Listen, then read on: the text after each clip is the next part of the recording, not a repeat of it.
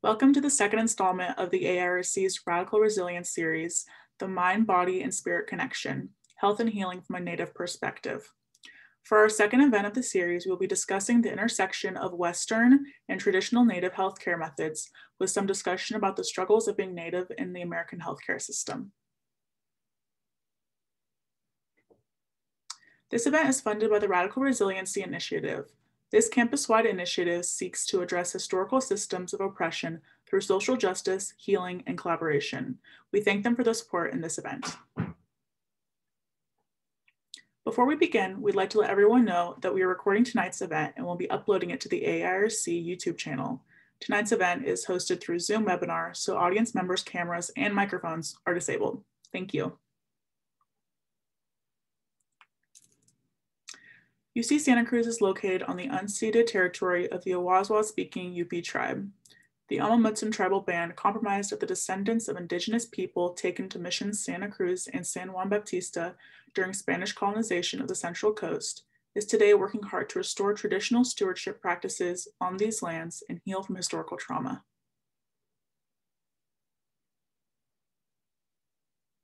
The AIRC is dedicated to supporting the needs of American Indian students at the UCSC, and it is one of 6 resource centers on campus. The AIRC is also home to the People of Color Sustainability Collective. Throughout the year, we host speakers, workshops, and presentations that raise awareness about issues that pertain to Indigenous people. The AIRC Mind, Body, and Spirit series was created in hopes of educating our campus community on Indigenous understandings of health. Our goals with the series are to foster a holistic understanding of healing, expand understandings of health outside of Western practice, deconstruct stereotypes and stigmas around Indigenous healing practices, and recognize Indigenous perspectives of health as legitimate and valid. Our first event last Friday focused on the mind. Our guest speaker was Dr. Bonnie Duran. Dr. Duran is a renowned Native public health professor and practitioner who has pioneered the development and application of community-based participation research and other forms of community-engaged research. She has also helped to articulate and disseminate the theory of historical trauma. The overall goals of Dr. Duran's research and practice are to work in partnership with communities to design treatment and prevention efforts that are effective, empowering, sustainable, and that have maximum public health impact. To finish our series, next week we will be discussing Native spiritual practices and how they are integrated into every aspect of Native life and allow Native peoples to be in a deeper connection with the earth and each other. Being prohibited from practicing our traditions and accessing our sacred sites has caused significant grief and dissonance for Native communities. For our spirit event, we will touch on the history, sacrality, and appropriation of Native spirituality. We will also end our event with a brief presentation of Native resilience and spiritual healing in the face of historical hardships we've faced. Let's look at how body fits into the series as a whole. The physical health of Indigenous populations has traditionally been neglected and overlooked. While Native healing traditions are present and alive, their impact is often dismissed in Western medical practice. Our speakers are both knowledge conveyors of valuable medical and traditional teachings and cultural revitalizers. The information they share demonstrates how Western and Indigenous medicine can be integrated together to heal Indigenous bodies. Their experiences in healthcare also serve to stimulate discourse around equity in modern day healthcare. Traditional Indigenous healing approaches the person as an integrated whole. Health is restored through restoring balance among mind, body, spirit, and community.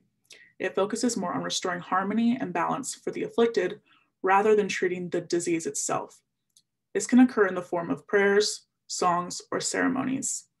There is also an emphasis on the harmony in one's relationship with the external world, as well as their individual selves. Once balance is restored to all areas of a person, healing is found. Each treatment is unique depending on the person's imbalances. In contrast, Western medicine tends to search for treatments that can heal to the highest quantities of people with specific diseases. Treatments also tend to be more costly.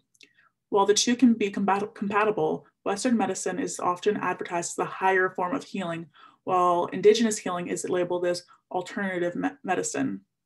The use of alternative medicine is also seen as being subpar in comparison to Western medicine, and in many cases it is looked down upon by societal norms.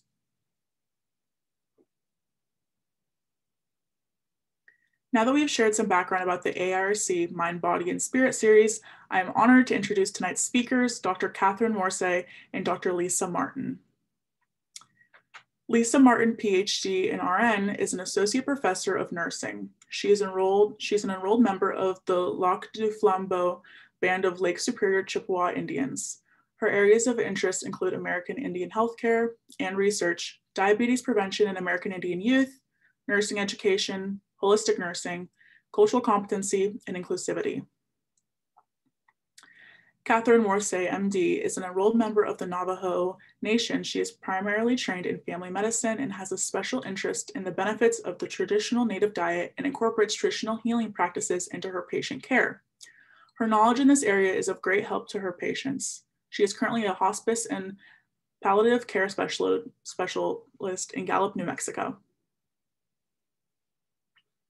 We have chosen to reach out to these women because their impact in the medical field has been recognized by Native and non-Native communities alike. While at UC Davis, Dr. Morsea received awards in 1988 and 1995 for outstanding commitment and dedication. And in 1997 was named Preceptor of the Year. Dr. Martin served as president of the National Alaska Native American Indian Nurses Association and has been featured in many campaigns encouraging Native Americans to pursue degrees and careers in medicine. Both speakers have gone through the rigorous process of earning doctorates and use their education to give back to Indigenous communities. We believe their personal experiences shed light on the challenges and victories of being an Indigenous woman in healthcare. If at any point during the event you have any questions for Dr. Morsea or Dr. Martin, please send a chat to the Zoom box titled Q&A. We will do our best to ask your questions later on in the event. Thank you. And now everyone, please welcome Dr. Lisa Martin and Dr. Kathryn Morsea.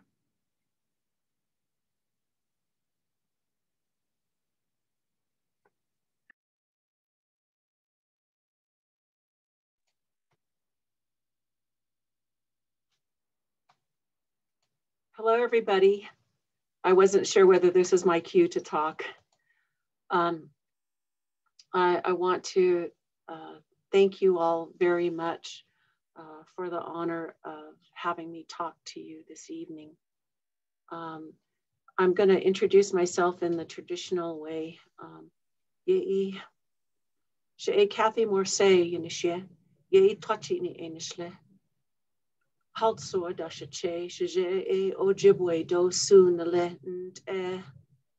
so my clan is Red Running Into Water. That's my primary clan. My mother's father's clan is Haltsoa, which is Meadow People. And my father was Ojibwe and Sioux. And I'll give the mic now to Dr. Martin.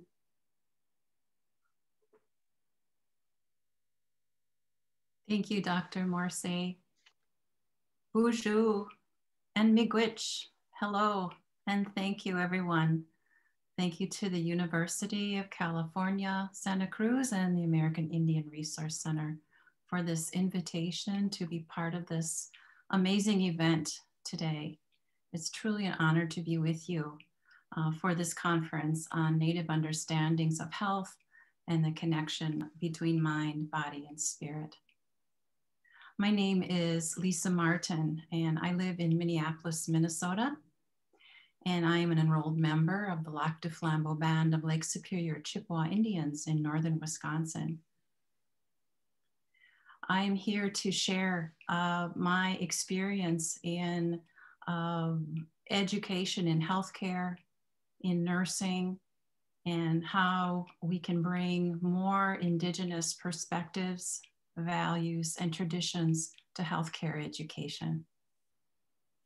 As part of my introduction, I would like to share a few things about my family and where I come from to give you a context of who I am and in preparation for our time together. My father was born on the Lac du Flambeau Reservation in the old Indian village in the 1930s and was raised there in the traditional ways of his family. Sadly, at 8 years of age, he and his siblings were taken from their home because of the poverty and alcoholism they were experiencing and placed separately in white foster homes where they were forbidden to speak the language, use the drum, or any type of cultural expression. This was obviously extremely difficult for my dad, and yet despite the separation from family and his traditional home, he held tight to the values and his upbringing, and through his life became a strong advocate for Indian people as a social worker, a program administrator, and a professor. My mother is non-native and of German, Irish, Scottish descent. She was raised as a Christian Scientist in a Christian Scientist family, following Christian beliefs and truly believing in the power of prayer for healing. So I share this with you as I inherit from my parents a strong belief in the Great Spirit and the power of prayer to healing. During his life, my father gave me the name of Strong-Hearted Woman after my great-grandmother. And then I was also named when I was in my teens by a Lakota elder, Wazutata, as Eagle Woman. Again, it's an honor to be with you today, and I look forward to our time together. I'll turn things over back to Kumiko. Thank you, Dr. Morsea and Dr. Martin, for those touching introductions. Hi, everyone. My name is Julia Gavin, and I am a second-year intern at the AIRC. I use she, they pronouns. I am Diné or Navajo and Blackfeet. I will be helping to facilitate our discussion this evening. Our first question for you, Dr. Morsea and Dr. Martin, is how and why did you get into the medical field? Yes, I was born in California. You see, my mother was sent far away from home in New Mexico to attend school in California because she kept running away from the boarding school. And she met my father there at Sherman Institute, which is near San Bernardino. And I was born in Southern California, and I was raised also in California, educated there. And when I was about 12 years old, my parents moved up to Northern California, and they took me and my siblings there. And because I did really well in school, my parents were always telling me, shoot for the stars and to get as much education as you can and be a doctor. The counselors all said that I had potential, but I actually had to find out for myself. At about the age of 18, I had an identity crisis. It was like I didn't know who I was, and there was a question of my parentage on my father's side. And at the same time, I was already enrolled in the University of California at Davis. And so I did go to UC Davis for a couple of years, and then I dropped out of school to start to have children. And I thought I would go back after a year, but I got pregnant again, second time. And I stayed home to take care of both of my children. And during that time, I went to the local Indian clinics there, and I saw how the providers there didn't really relate that well to the natives, the native people in Auburn, California, which is near Sacramento. And one was very resentful, a dentist, about even working there because his attitude was, you know, I couldn't get a job anywhere else, so I'm just stuck here. And then I saw that there just wasn't enough services and enough Native staff. And so I decided, okay, I really want to go back to school and become the doctor that my parents wanted me to be. Another influence in my life was my mother-in-law, my husband's mother. She was a nurse at the local hospital.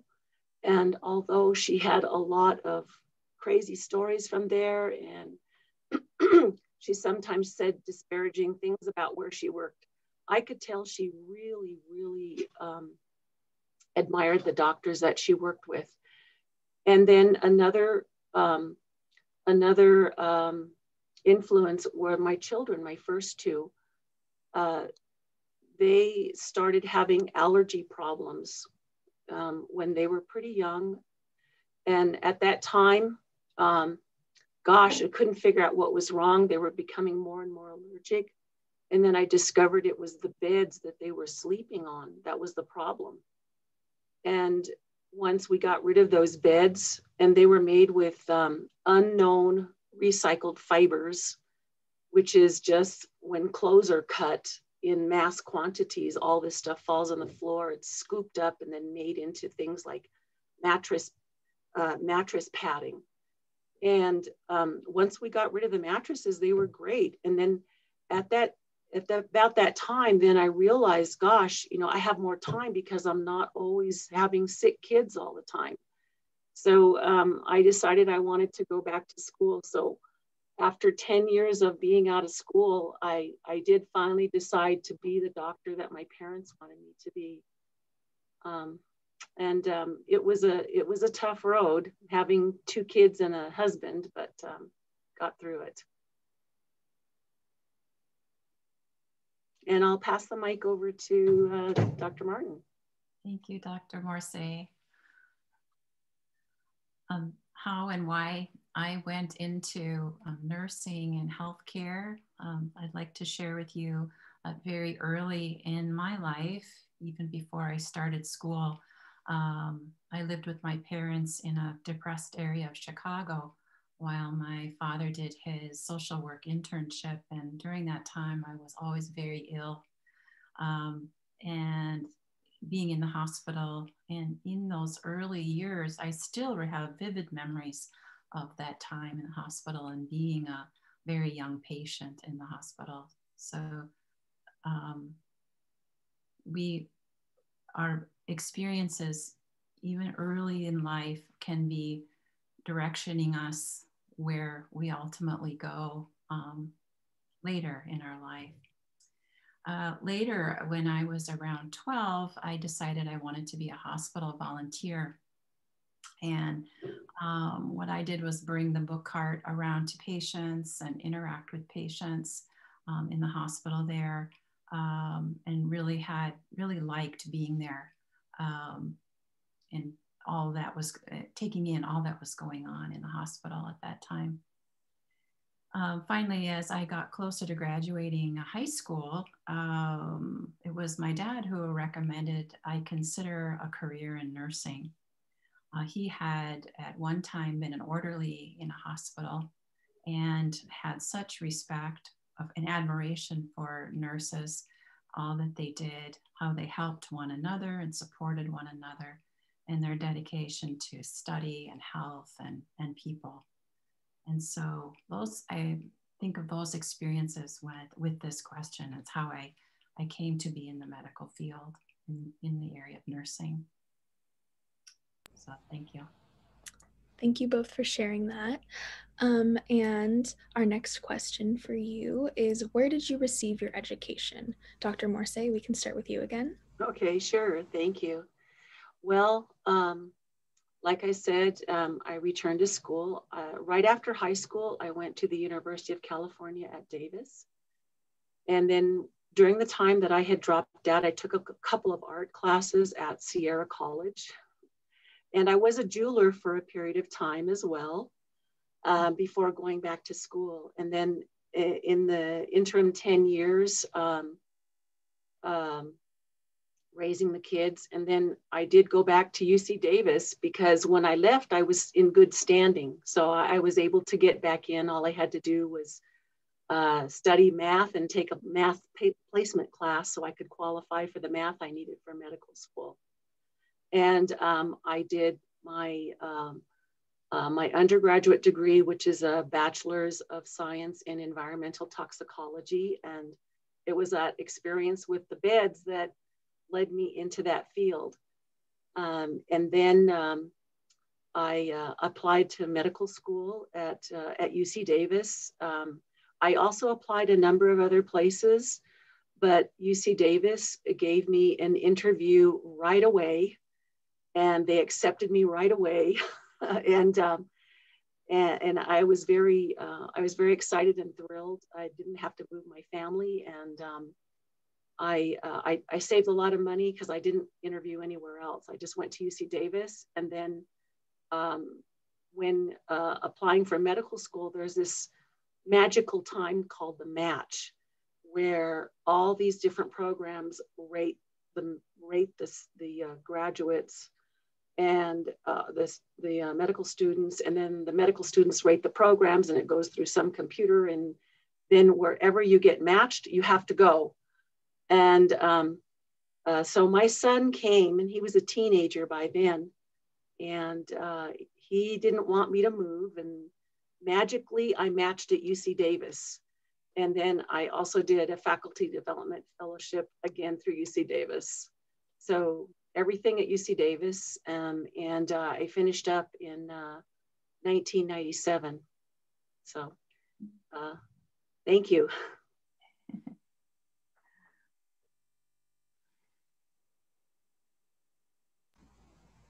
And Dr. Martin, you can go ahead. Thank you. That's so interesting, Dr. Morsea, how these things come forward, our opportunities. I wanted to share a little bit about my education in nursing. When I graduated from high school many years ago, I had very little financial support to help me go to school further. And so a primary thought in my mind was, how can I become a nurse as quickly as possible so that I can work and support myself? And that was the thought that really I wanted to fulfill. So I chose an associate degree program that I could complete in 2 years and obtain a license to practice as a registered nurse. It was a really hard program, fast, and with lots of memorization, and a really intense program. But I finished, and I was able to take the licensure exam and pass that, thankfully. And then I moved into working. Shortly thereafter, I wanted to keep going and enrolled in a bachelor's program, which was made specifically for RNs who had the RN license and wanted to get the bachelor's degree. So I enrolled in that program and completed it. And this program was very influential to me because it introduced me to theory, which I knew nothing about, and was really taken with how theory guides how we see the world. And there are so many different theories, and I just became a real ambitious student on this topic. And also was introduced to public health nursing, which this became my clinical specialty, so to speak. So it was a really good experience, the bachelor's program. After that, I went forward and worked for a few years with the county public health. I also did some hospital nursing, a short time in home care and long-term care. I was really looking for the place that would fit well for me. So those were years of exploring different areas of practice in nursing. A few years later then, I enrolled in a master's program in nursing administration at the University of Minnesota, and then completed my PhD in nursing at the U of M as well. So all of my nursing education was completed in Minnesota in the Minneapolis-St. Paul area. Well, thank you for giving us that background. I know a lot of prospective medical students are interested in how you got to where you are. And so our next question, I know you've both kind of touched on this and talking about your backgrounds, is did you grow up in your tribal community? And if you are an urban Indian, in what ways did you engage with your community, if at all? Okay, so obviously, no, I didn't grow up in my own Native community. Because of the displacement due to the boarding school program that unfortunately so many natives had to go into. My mother would run away from the Crystal boarding school, and that's why Grandma had her sent all the way to California so that she couldn't run away. And she worked summers in Yosemite, but the interesting thing is that, and very unfortunate as well, is that she wasn't allowed to interact with any of the Indians in the Yosemite Valley. And not only that, is she was required to go to church, attending the boarding school. She had choice of 4 churches, but she was required to go to church. And so because she had such a hard time with going to such an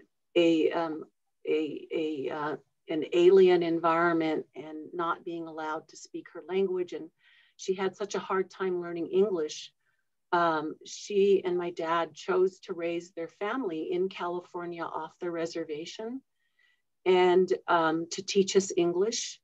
And so I didn't grow up speaking the language, but something in me was very, very interested in my tribal community, in my identity as a Native American. During the summers, my parents would take us back to Crystal, New Mexico, and I loved it there.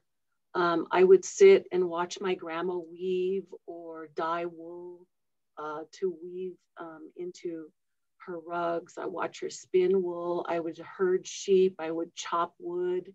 I would play in the wash.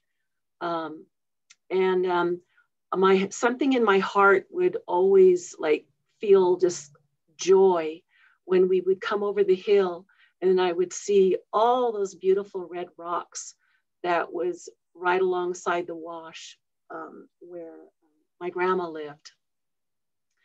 And what had happened is growing up in California, just kind of life took over.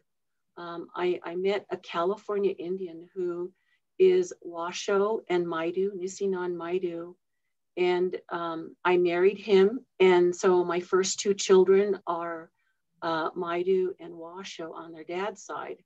And I learned a fair amount about his culture. I learned some of their language, just a few words. I learned how to make acorn mush. I learned how to gather some of the foods and a lot about their history that you don't read about in the textbooks. And so I really loved that family, but unfortunately things just didn't work out. The relationship didn't work out. And when I did go to medical school and become a doctor, I knew that I would work for Native people. And when my marriage broke up, and in medical school, I decided, okay, I want to go back to Navajo area, where to me, in my heart, that felt like home. And when I got pregnant with my 3rd child, after all of that training, I decided that it's time. I wanted my baby to be born within our 4 sacred mountains. And so I came to Gallup, New Mexico at the end of November in 1999, and I've been here ever since, and I love it, and I won't go back. I've learned an awful lot here about my own culture, and I feel right at home. Thank you. Thank you so much. Dr. Martin, we'll give you some time to speak as well. All right, thank you. Well, thank you. I was not born at Lac de Flambeau, but I consider it my home, as I've been visiting there frequently, family, friends, attending powwows there. It is home. And I grew up in Minneapolis, Minnesota, primarily, and engaged with urban Indian communities and organizations here in the Minneapolis-St. Paul area, and then also traveling back to Lac de Flambeau. And like Dr. Morsea, seeing the traditional life there and values. And every time I return there, I feel a sense of holiness when I come back. It's so beautiful there and so rich in many things. So this is how I grew up, between these two places.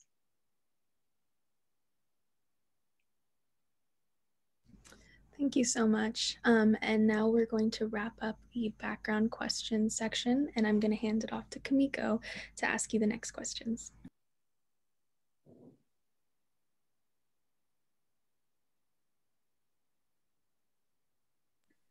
So our next question is, who were your mentors and inspirations while pursuing your degrees? Okay, well, I did touch on that earlier. My inspirations are my children, my mother-in-law, and even I would say my own community where I was at the time when I was receiving care with my children. The Native community there, seeing how the Native communities need more Natives involved in the medical profession. I also looked to a number of others along the way, many people. I had a wonderful fellowship director that let me do anything that I wanted for my fellowship project, and I interviewed Native healers, and he was all for it. He was the white guy, and he says, yeah, sure, that's great. And here I look to a lot of my colleagues. I really admire them. We have some excellent doctors where I work, and I don't think that I would be what I am today if it wasn't for my colleagues. Also, traditional people as well. I have friends who are prominent people in Native communities, either as medicine people or as leaders. And I confer with them, and I learn a whole lot from them as well. Thank you. Thank you for sharing that with us. Dr. Martin, would you like to go next? Yeah, thank you. Oh, my mentors and inspirations. I like this question. It helps me think about all of the people who helped me in my journey. And I want to start out by saying that many times I felt the path was not clear in front of me. And I doubted myself and my decisions. And so much of my journey was developing myself and confidence in myself on who I was and why I was here on this earth. So, as I mentioned in my introduction, the way I was raised was to pray about everything. And indeed, I did. And I found my prayers answered as people came in and out of my life at just the right time with the right bit of information or support that I needed at the time. And so I began to understand how beautiful life is in meeting new and different people and the inspiration they can give you. And in just even the briefest encounter, it may be just what you needed at that moment to go the step further. In nursing specifically, what came to my mind with this question were so many nursing faculty who mentored me through my education. And it was very important to have mentors that I could confide in about how unsure I was about something that I was asked to do or experiencing, and their ability to listen and support was really important. So many nursing faculty in different areas were helpful in my experience. Also, what comes to mind, and during my doctoral program, I was honored to work with Native American nursing faculty and who walked with me through the doctoral program and the orals and the dissertation. So supportive. And also an Indian elder I knew at that time, simply her being there and encouraging me to keep going and that she was proud of me was very important to me. She was an inspiration.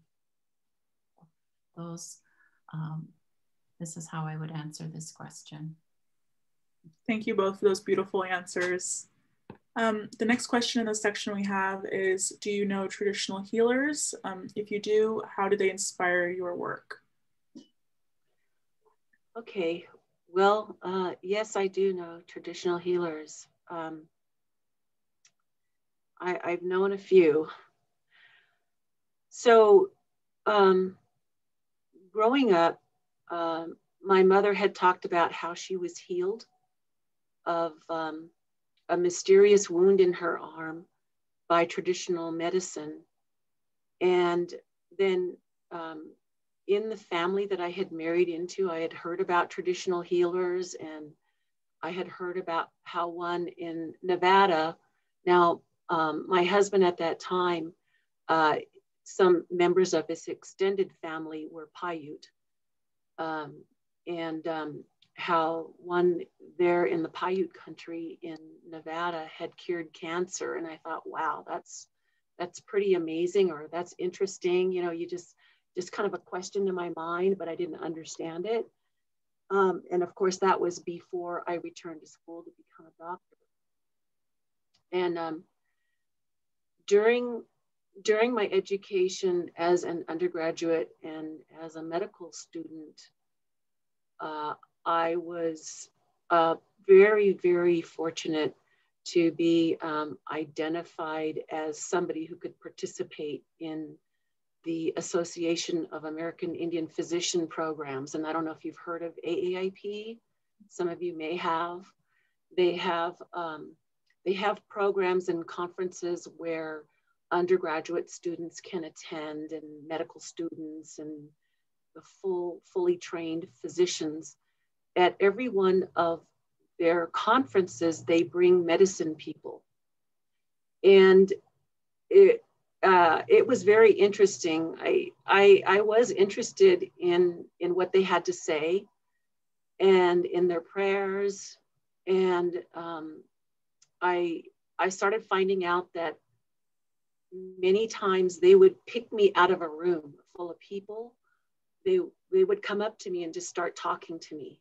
And I didn't understand that. And then later on, I got to know a number of them more closely. So right now, one of my best friends is a medicine woman in California. And I am very good friends with Chief Colleen Sisk, and some of you may know of her. She is a mentor and a very good friend. We help each other out and look out for one another. There's medicine people that I know here. We have an Office of Native Medicine that was established after a number of years. Not very long after I got here in early 2000, I was asked by our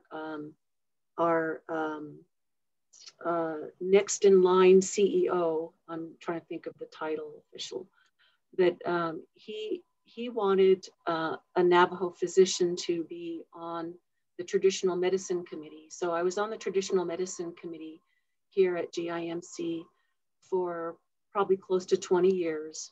And many times there were cultural and spiritual phenomena that was happening around the hospital where we needed to have a medicine person consulted to take care of that.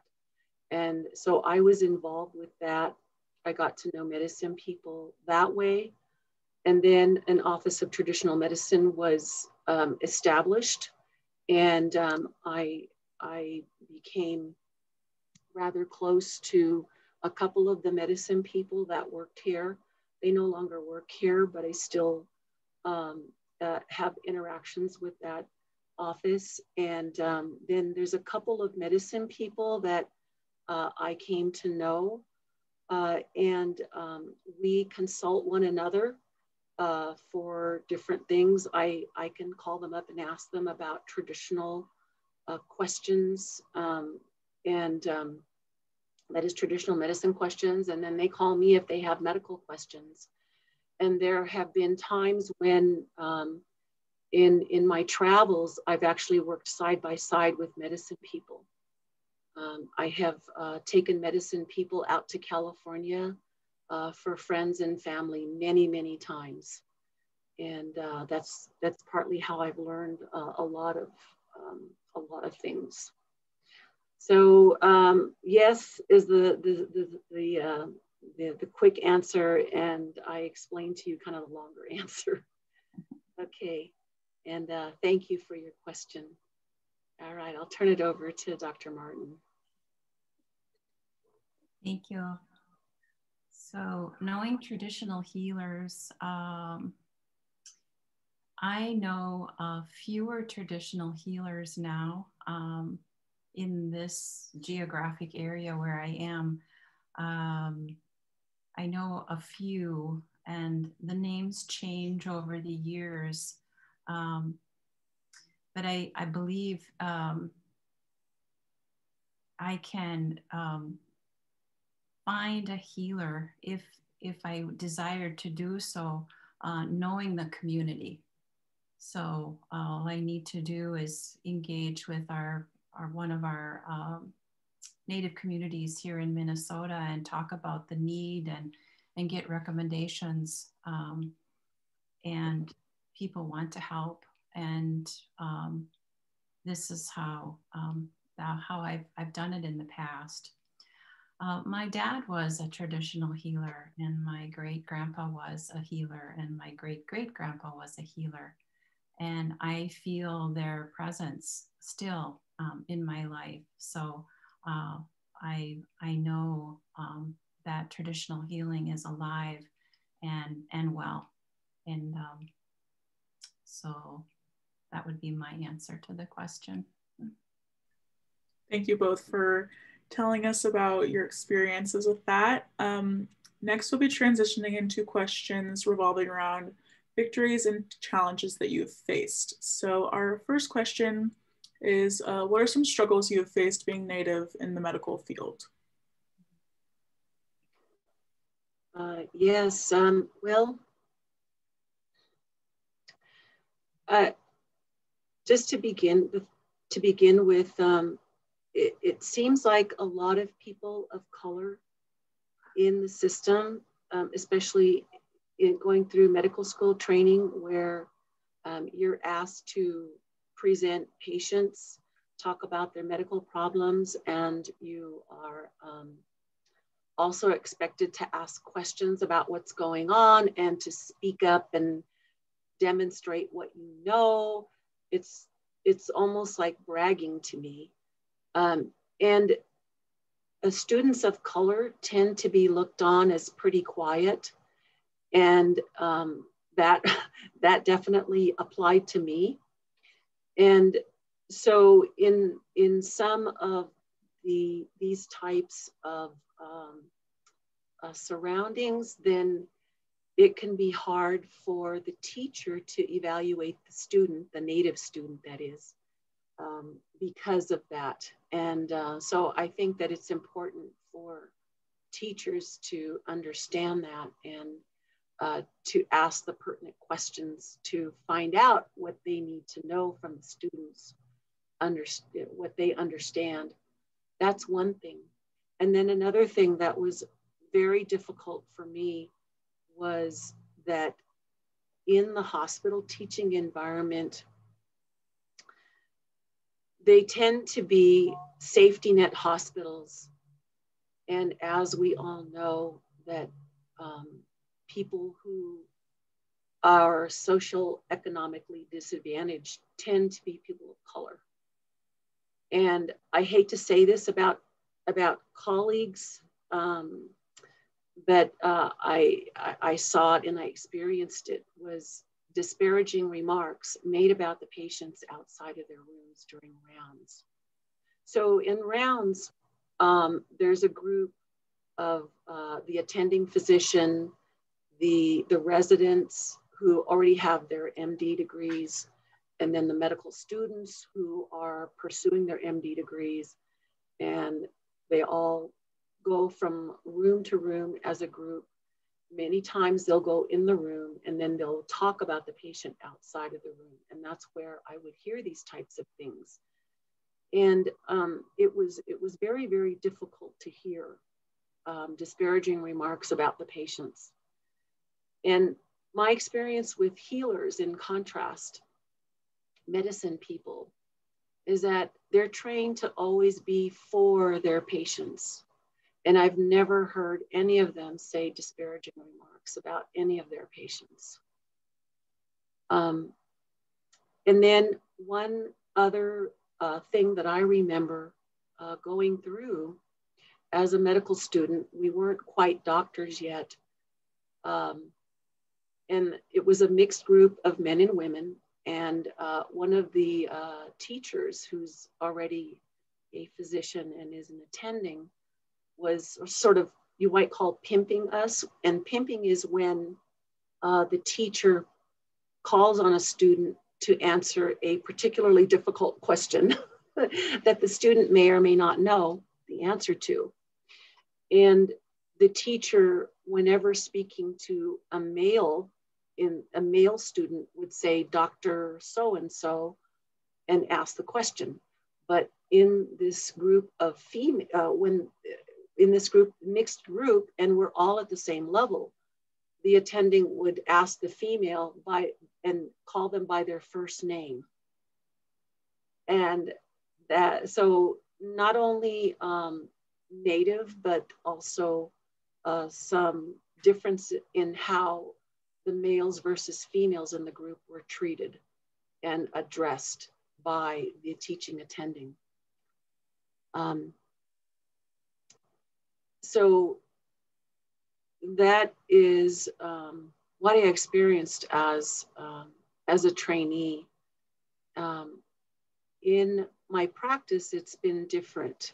I was worried because I had grown up in California outside of my community and I didn't know the language. And I worried about what it would be like to go home. And I was told by others, especially the Navajo docs, they said that people will love you. And for the most part, that's true. There has been a time or two And it's been very rare, thankfully, that I've been very well accepted by my people here. And because I work in a federal system that requires non-discrimination, and there's consequences for it. And plus, I work at a very good facility that I do feel valued, and that I am treated as an equal here where I work now. So, thank you. I'll pass it on. Thanks, Dr. Morsea. I recognize your comments about the hospital environment during rounds and comments that are made outside of patients' rooms. Very concerning to hear what is said, and that I'm hopeful, since this significant year of 2020 has occurred with a recognition of racial injustice, a greater recognition of racial injustice in our country related to the murder of George Floyd, that there's hopefully an opportunity of a sensitivity on a greater level to such disparaging remarks. I'm hopeful that is an opportunity we can begin to change things in the positive direction. I also recognize in your statement being singled out as someone who's different. And in one of the struggles that I've faced in my education and training, being singled out as someone who's different, it's difficult. And I think, again, I'm hoping that our education systems are becoming more sensitive now to why this isn't a good way to treat students who have a different perspective on life. I found health education to be very rigorous, and a lot of it is in a linear view. So a very black and white, linear, numbered way things are presented, and its requirements are that you study the topics this way and produce an evidence that you know the topics in a linear view. So as Native people, there's always a level of discomfort with the linear perspective, because it doesn't incorporate everything, or the diversity that our human family brings. So this was very challenging for me. And many times early on in my education, I thought it was me. You know, I thought it was something that I didn't understand, or a shortcoming in myself. And as I've gone through my career and learned more, it really is, you know, a form of racism, structural racism that we're experiencing. It's not ourselves, but a whole system that's been evolving without the representation of the Indian viewpoint or perspectives. So I think that is part of the reason we're struggling, and why we have struggles in healthcare education and medicine and in nursing. There was a book I read many years ago. Perhaps Dr. Morsea, you know Dr. Lori Alviso Alvord, excuse me. She wrote The Scalpel and the Silver Bear, which is an excellent book on the education of first Navajo woman surgeon. I think she was educated at Stanford, and the very challenging time she had. So an excellent book that came to mind related to this question today. I recommend it.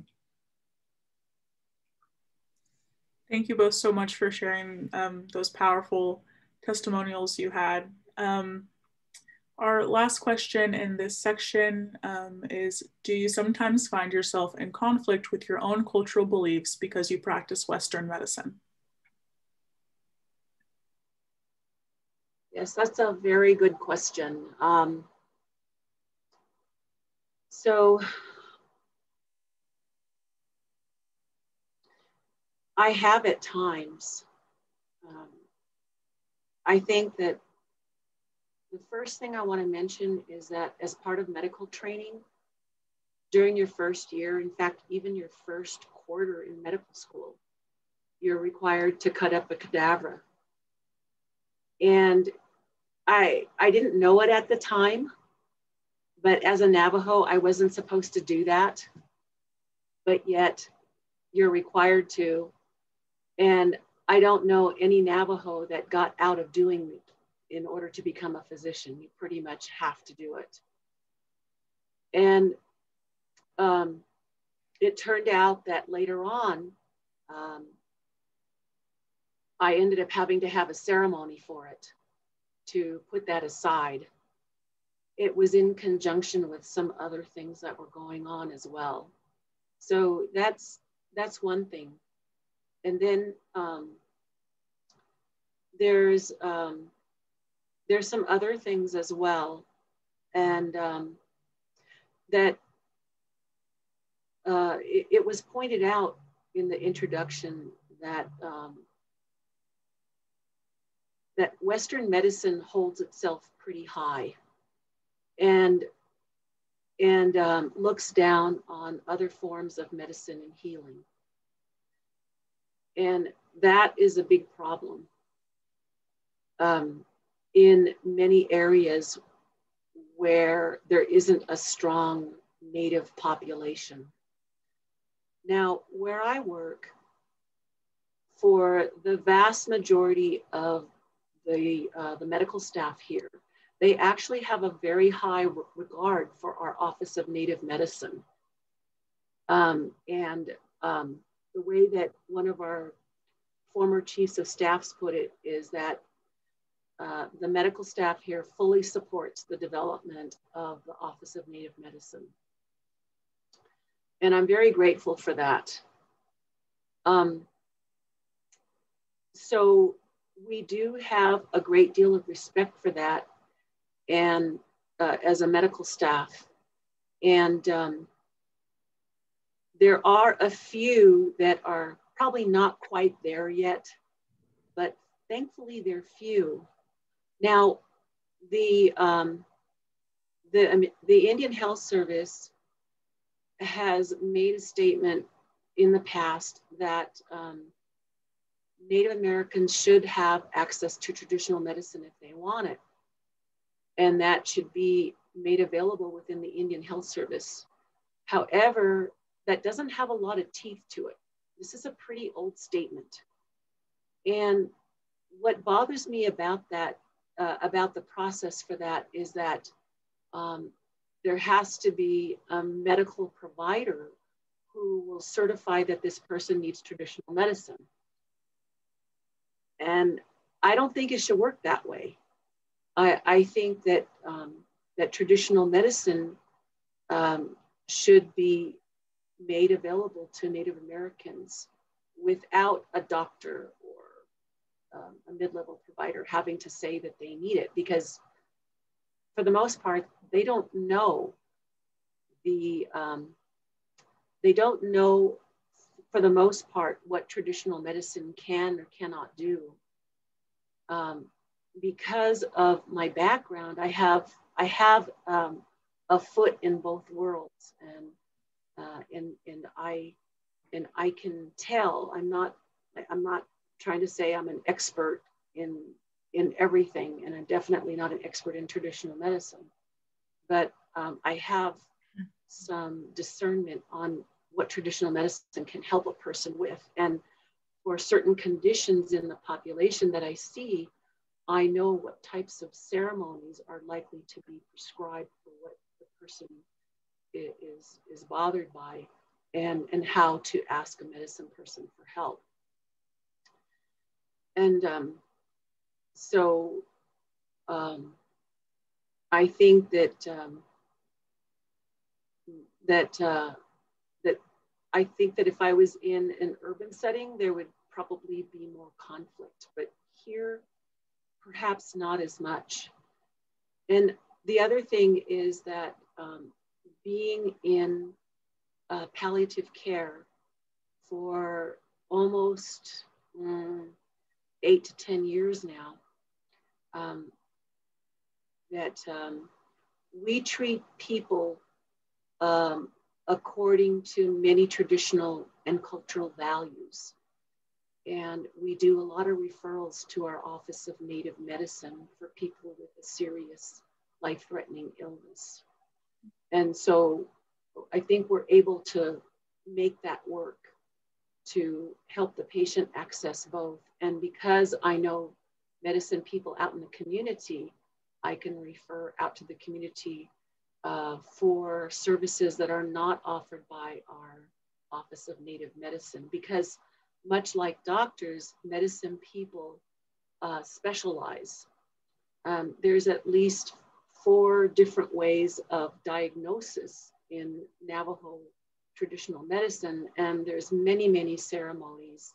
I don't know how many, but there's dozens of them, and we have lost a few, but traditional medicine is still being practiced. And then finally, there is a conflict when it comes to the diagnosis of cancer. My project for my fellowship partly involved addressing the question of cancer. And so I interviewed a number of traditional medicine people about the treatment of cancer. And it was a common theme that the traditional herbs could not be used when a person was actively taking Western medicine treatments like chemotherapy and radiation for cancer, because they work in such radically different ways. My former physiology professor was married to a native Hawaiian, and when she developed breast cancer, they moved to Hawaii, and she accessed immunotherapy, and her husband also apprenticed to a Hawaiian kahuna and helped to interpret and make sense of why the 2 modalities conflict so much. And so that's the one thing that I would say, that you have to be very careful taking traditional medicine herbs, whether they're from Hawaii or Navajo, or even from California, when a person is actively taking chemotherapy or radiation treatments for cancer. So that's on a different vein, perhaps.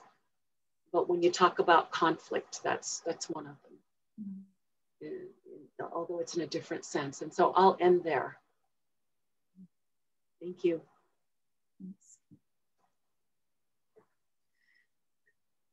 Thank you. I like Dr. Morsea, thought also this is a good question. As I was thinking about it in preparation for today, I found it difficult to describe why what's happening. I think your descriptions are very helpful, the specific nature of how different things are. But in general, I just want to say there is a conflict between the 2 worlds. They see things very differently and approach things differently. And I don't think that will change.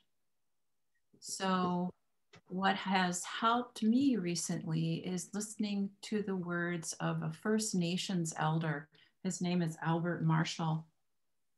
And he talks about future generations and preparing our world for future generations. And the metaphor of two-eyed seeing is something we need to be teaching our next generations about, or the ability to braid together the Western view and the traditional view. There's not one that is more important than the other, but they need to be braided together in what he calls two-eyed seeing. So one eye sees in the traditional Western way, and one sees in the, the traditional cultural way, and one in the Western way. And learning to navigate those two worlds is the reality of our future healthcare providers, I think. It is challenging. And I think with Dr. Morsea's descriptions, medicine is further along than nursing is right now in embracing these differences. We're in the nursing profession just beginning to realize that this needs to be considered.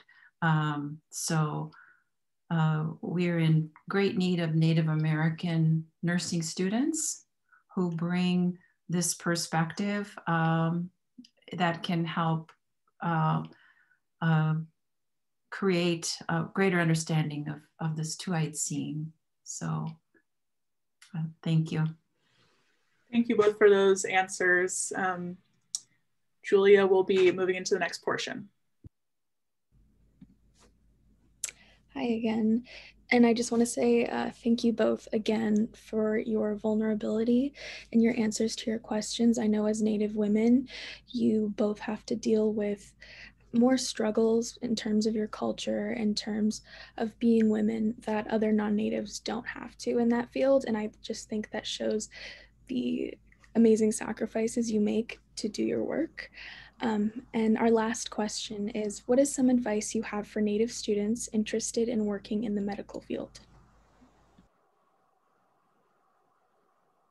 Okay, well, by medical field, do you mean a physician, nurse, any type of medical professional? Any type. You can answer it however you want. Okay, all right, thank you. Well, I do think that it's a great field to go into. It's extremely challenging. And I have to say that I question what I do all the time. I know that even if I had not become a doctor, I would be helping people. There's an aspect to life that, as probably most or all of you might understand, is there's a spiritual part of life. And I don't know how much of the audience is Native, but you might also understand intuition. Certainly women are more likely than men to understand intuition, but Native men also, and probably many other men of other backgrounds. It's underrated for sure. So I think that having gone through everything that I've been through,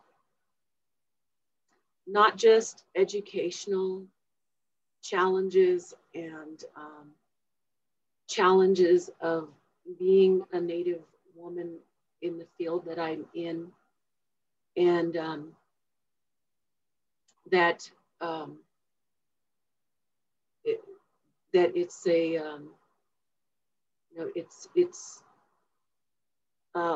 like you have to be in two worlds. I think it's just like Dr. Martin said, two-eyed viewing, and you're straddling both worlds. I think it's very important that as Native people, that you look back to your community, know where you came from, talk to your elders, understand some of your traditional values, and even traditional medicine, if there's anybody left in your community or nearby in another tribe. I know in California, not all tribes have traditional medicine healers anymore, but they're there. If you can learn from that, if you can trust your intuition and keep up your prayers, there's more to life than just deciding on an intellectual level. Oh, I do good in school. I want to become a doctor, or I want to become a nurse, or whatever that is. I think that there's forces that we don't understand that push us in the directions that we go. And that was certainly the case for me. And it's still happening. Even though I've been working for Gallup Indian Medical Center for 21 years now. And like I said, I question what I do.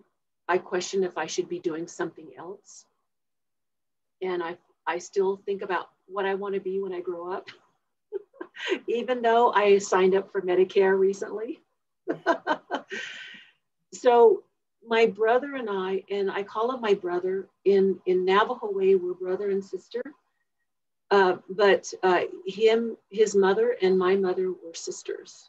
And so because we're matrilineal and we're the same clan, he's my brother and I'm his sister. We acquired a place on the reservation up in Crystal that used to belong to our maternal grandmother's brother. So in other words, our grandfather's place. And my brother was out on the East Coast, and of course I was out on the West Coast, but something drew us back home, like homing pigeons. And then he said to me one day, if you have sheep, you're never going to go hungry. And he's got this way of talking. And what he was talking about was that our grandfather's grazing permit was still floating around, even though he'd been gone for over 40 years. And so in the process of discovery, we found out that he had land. And so this brings me to this next phase where, against all odds, it looked like the attorney that we hired said, I don't think you're going to get it. It doesn't look very good. And we went ahead and we pursued it, and something happened, and the judge awarded it to my brother and I. And then a medicine man came into our lives. Some of you may know Lila June Johnston. She is kind of a mover and shaker, pursuing her doctorate, and I believe she just got her doctorate in anthropology and Native American studies. She asked if we would be able, she could use our land up there, and I hate to say it's our land, we still call it Grandpa's place, to do some traditional teaching, sweat lodge building. And we said yes, and through her, we met a medicine man. And this medicine man said, I've been searching for 20 years to start this program of blending different types of healing, Western medicine with traditional medicine and other types of modalities. His daughter-in-law is Japanese and she knows Reiki. So he wants to combine all of that up there on that land. He wants to build a cultural and traditional repository for books, artifacts, and knowledge. And so I'm going to be moving into that later. And so it's a long explanation of where I've been and where I'm going. But I think that the bottom line for students is to pay attention to your intuition, your prayers. Listen to that voice, and your holy people, whoever they may be, and your mentors. I think it's very important to have a mentor, just like Dr. Martin had said, that the world and the events are going to push you and take you to some place where you're going to be, where you're going to belong, and it's going to come to you. Please don't worry about what you're going to do next.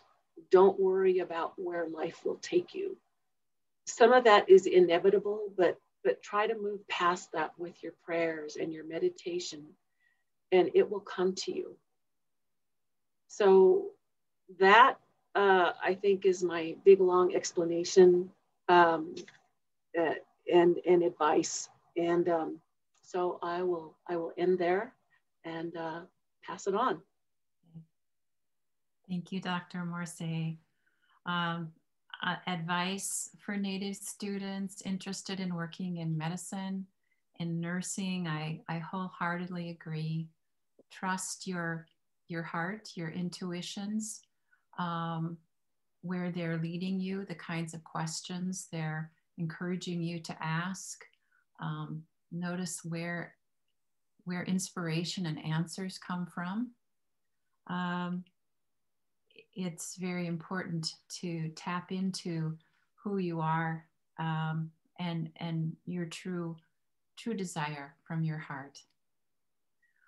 In terms of nursing, the field of nursing, Native American students are greatly needed. And overall, we're beginning to see nursing programs, not many, but they're coming, that excel at the success of Native American nurses. So we're so excited about this. And so if this is the path that interests you, you're entering the field at a good time. There are new ways of thinking that are happening, and it's very exciting. I guess also advice, in terms of advice, I would take from my own experience to give you that nursing is a field you can enter and become financially secure relatively soon. And there is a number of employment options that exist for you after you graduate. You can go on in your studies to specialize in other areas, or even move on to a doctoral level degree. So there's lots of opportunity. And again, you're greatly needed. We would love to have you in the field to contribute to greater health for Native people and greater equity in our country. Thank you so much, Dr. Martin and Dr. Morsea, for that really insightful advice. I know you've definitely inspired our audience to create these transformative futures you mentioned. And now I'm going to hand it over to Kamiko to end the event. Thank you. Thank you, Dr. Morsea and Dr. Martin, for your responses. Thank you for being our guests tonight. We appreciate you guys taking time away from your busy schedules to be here with us today. If you're interested in a career in pre-med or health, contact career coach Christina Hall, and we will be posting her email in the chat.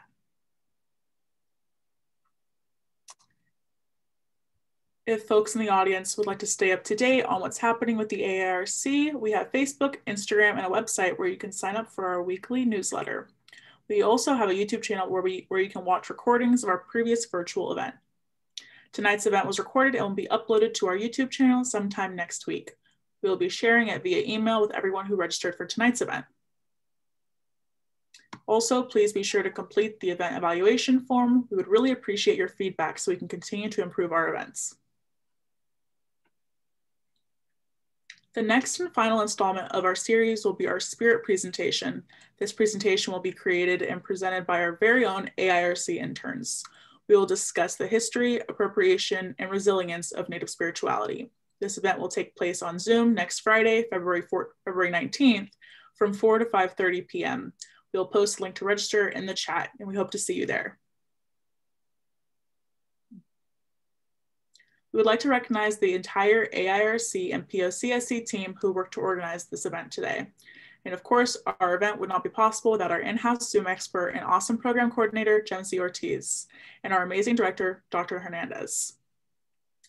Again, we would like to thank our guests, Dr. Lisa Martin and Dr. Kathryn Morsea, for joining us tonight and providing us with this important insight. Thank you again, everyone, and take care and have a good night.